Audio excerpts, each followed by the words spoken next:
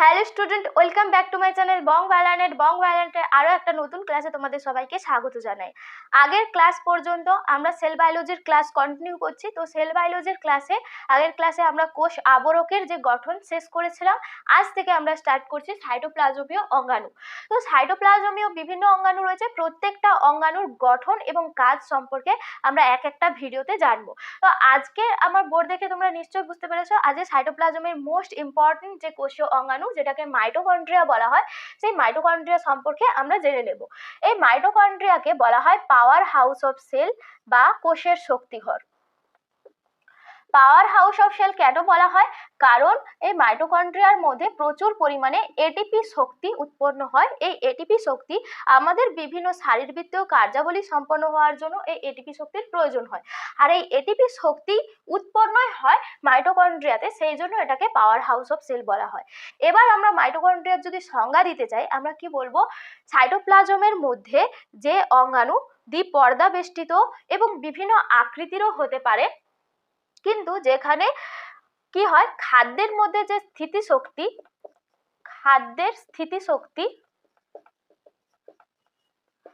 অক্সিজেনের উপস্থিতিতে জারিত হয়ে গতিশক্তিতে রূপান্তরিত হয়।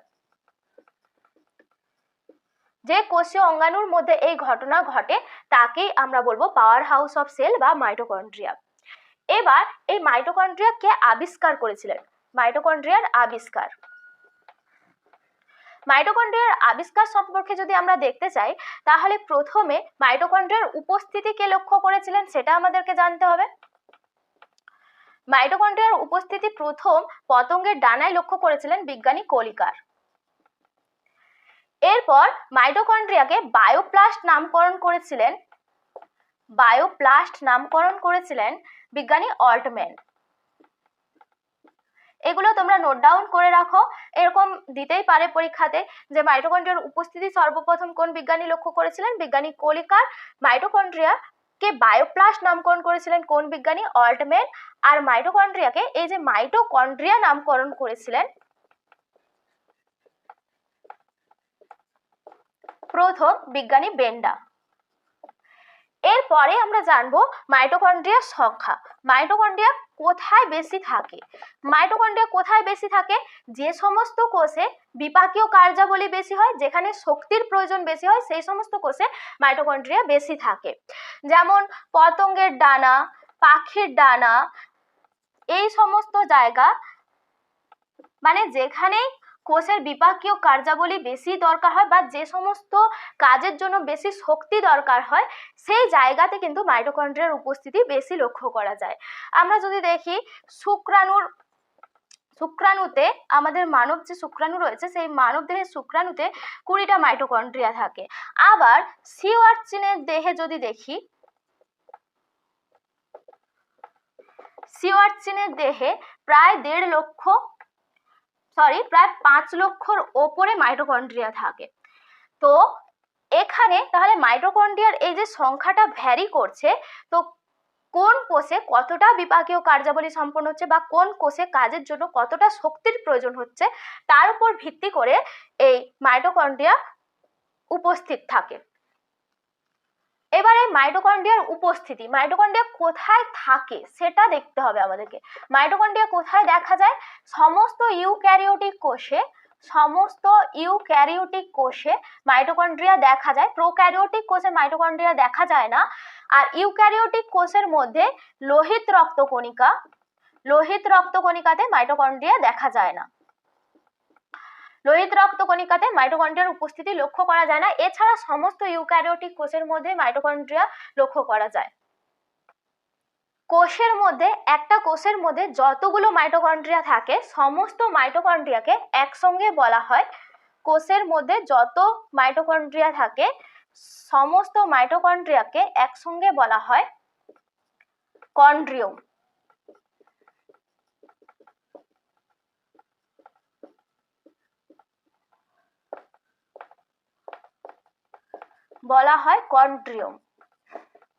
তাহলে কোষের মধ্যে যত সমস্ত মাইটোকন্ড্রিয়া থাকে, এই মাইটোকন্ড্রিয়াকে বলা হয় কন্ড্রিওম।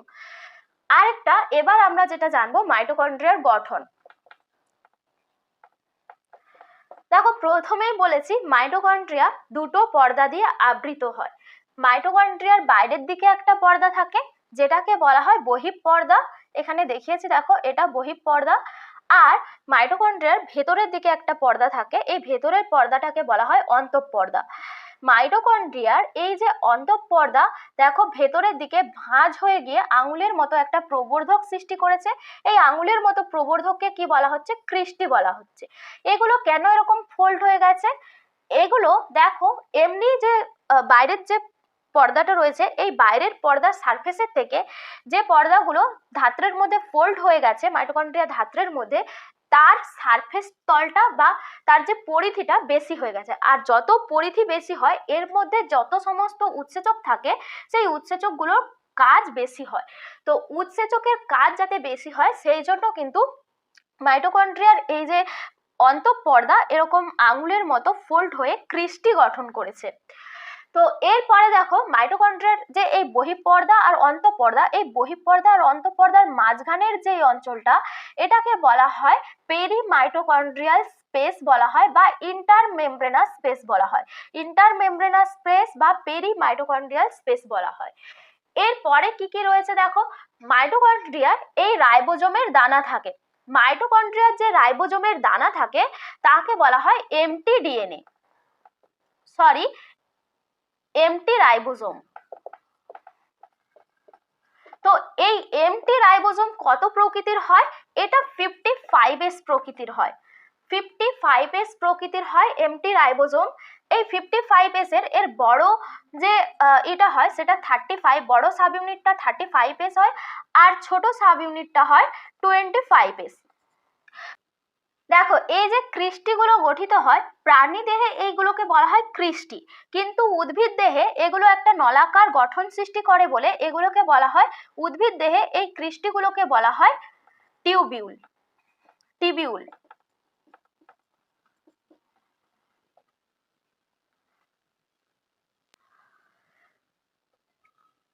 টিবিউল বলা হয়। এবার যখন কোষের মধ্যে এডিপির পরিমাণ কমে যায়, যখন কোষের মধ্যে এডিপি এর পরিমাণ কমে যায়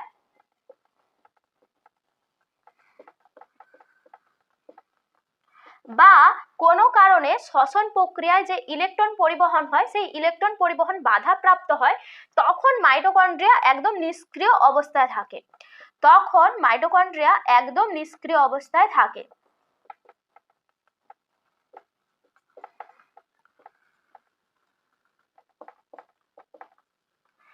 এই যে অবস্থাটাকে বলা হয় যখন মাইটোকন্ড্রিয়া এডিপির পরিমাণ কমে যায় বা কোনো কারণে শ্বসনতন্ত্রে ইলেকট্রন পরিবহন কমে যায় বা ইলেকট্রন পরিবহন হয় না, তখন মাইটোকন্ড্রিয়া একদম নিষ্ক্রিয় অবস্থায় থাকে।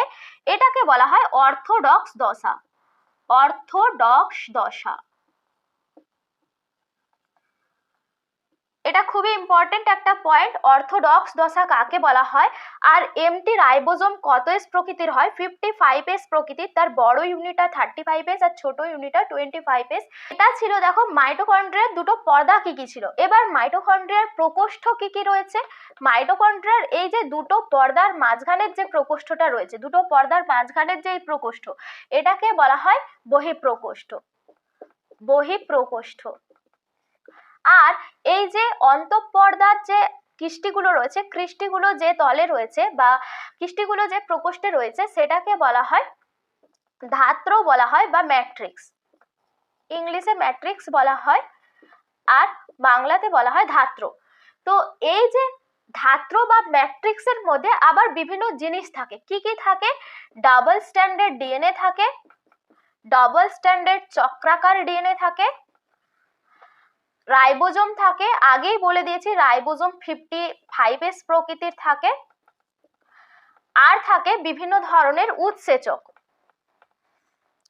বিভিন্ন ধরনের উৎসেচক থাকে, যে উৎসেচকগুলো এখানে বিশেষ করে টিসিএ চক্রের জন্য বা ট্রাইকার্বক্সিলিক অ্যাসিড চক্রের জন্য যে উৎসেচকগুলো, সেই উৎসেচকগুলো এই মাইটোকন্ড্রিয়া ধাত্রের মধ্যে থাকে। আর এই যে মাইটোকন্ড্রিয়া দেখো এই যে অন্তঃপর্দাটা ভাঁজ হয়ে গিয়ে যে আঙুলের মতো প্রবর্ধক সৃষ্টি করেছে, এই অন্তঃপর্দার আবার দুটো স্তর রয়েছে। অন্তঃপর্দার দুটো স্তর রয়েছে। বাইরের দিকের স্তরকে বলা হয় সি ফেস, আর ভেতরের স্তরকে বলা হয় এম ফেস। এই এম ফেসের ওপরে টেনিস র্যাকেটের বৃন্তের মতো, এখানটায় দেখো টেনিস র্যাকেটের বৃন্তের মতো এক ধরনের দানা দেখা যায় এই এম ফেসের ওপরে, যেটাকে বলা হয় F1 দানা বা অক্সিজোম বা ফার্নান্ডেজ মোরান একক।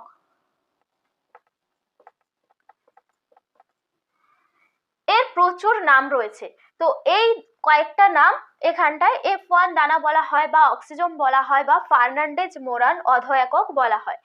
তাহলে এই যে টেনিস র্যাকেটের মতো বৃন্তগুলো দেখতে পাচ্ছ, এর নিচে যে অন্তঃপর্দায় এই অঞ্চলগুলোতে বিভিন্ন ধরনের উৎসেচক থাকে, যেই উৎসেচকগুলো কি কাজ করে, তাহলে অন্তঃপর্দার যে পর্দার ওপরটায়, মানে যেখানে টেনিস র্যাকেটের মতন এই F1 দানাগুলো এম ফেসে অবস্থিত, এর ওপরে যে উৎসেচকগুলো থাকে সেই উৎসেচকগুলো কিসে কাজ করে, ধাত্রের যে উৎসেচকটা বললাম টিসিএ চক্রে কাজ করে।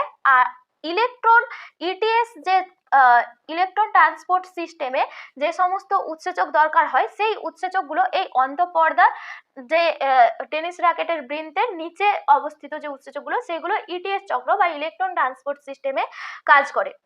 ঠিক আছে, তো এই ছিল মোটামুটি এর গঠন, মাইটোকন্ড্রিয়ার পরাণু গঠন। এইটুকু মানে এগুলো ইম্পর্টেন্ট পয়েন্ট, এগুলোই জেনে রাখলে মোটামুটি হবে। এরপরে আমরা এই যে মাইটোকন্ড্রিয়ার যে F1 দানা, এই F1 দানাটা ঠিক কেমন থাকে সেগুলো আমরা জানবো। এরপর দেখো, এই যে F1 দানাগুলো এখানে দেখিয়েছি, এই F1 দানার একটা বড় গঠন এখানে আমি তোমাদেরকে দেখিয়েছি। এই যে F1 দানাগুলো তিনটে অংশ থাকে, একটাকে বলা হয় ভূমি, আর একটা বৃন্ত, আর একটা মস্তক।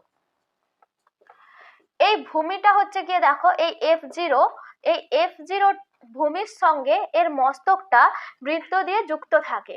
এই F1 যে অংশটা, এই F1 অংশটা কিসে কাজ করে, এটিপি সংশ্লেষে সাহায্য করে।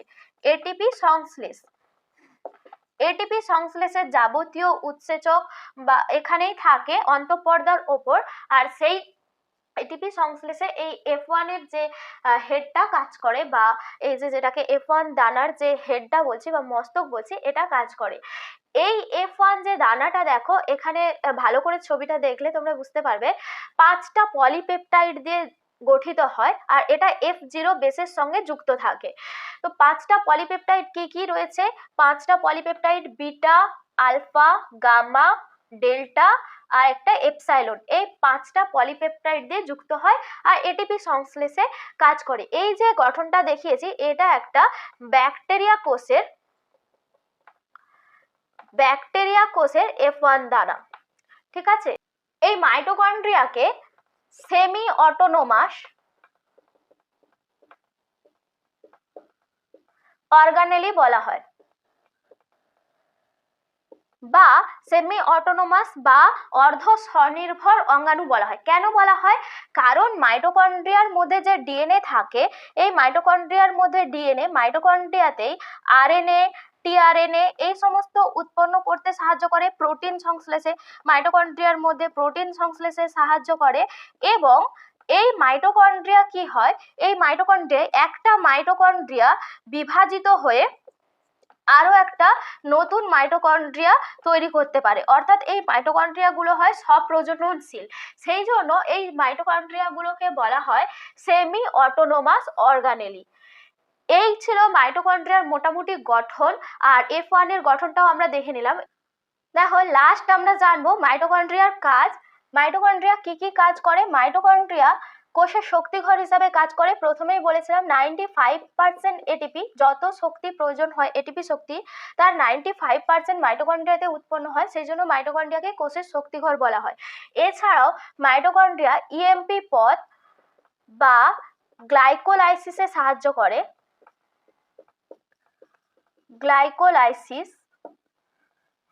এছাড়াও অক্সিডেটিভ ডিকার্বক্সিলেশন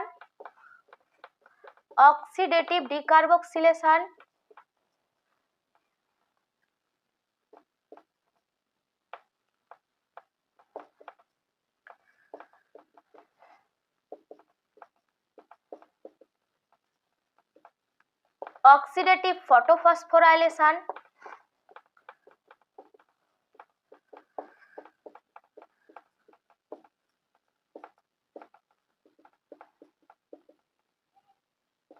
শ্বসন শৃঙ্খল যেটাকে রেসপিরেটরি চেন বলা হয়, ফ্যাটি অ্যাসিডের বিটা জারণ,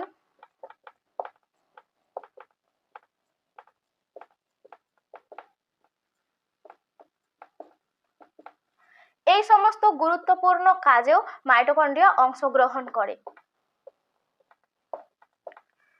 ফ্যাটি অ্যাসিডের বিটা জারণ, শ্বসন শৃঙ্খল বা respiratory chain, oxidative photophosphorylation, oxidative decarboxylation, EMP পথ বা গ্লাইকোলাইসিস যেটাকে বলা হয়, এছাড়াও 95% এটিপি তো উৎপন্ন করে। তো এইগুলো ছিল মাইটোকন্ড্রিয়ার গুরুত্বপূর্ণ কিছু কাজ। আজকের ক্লাস তাহলে এতটা পর্যন্তই। তোমাদের কেমন লাগলো ক্লাস অবশ্যই কমেন্ট করে জানিও। আর পরবর্তী ক্লাসে আমরা আবার অন্য একটা কোষীয় অঙ্গাণু সম্পর্কে জানবো। তাহলে তোমরা ক্লাসগুলো দেখতে থাকো, আর ক্লাস কেমন লাগছে অবশ্যই তোমরা কিন্তু জানিও। আজকে এতটাই, আবার দেখাবে পরবর্তী ক্লাসে। ততক্ষণ সবাই খুব ভালো থেকো, টাটা।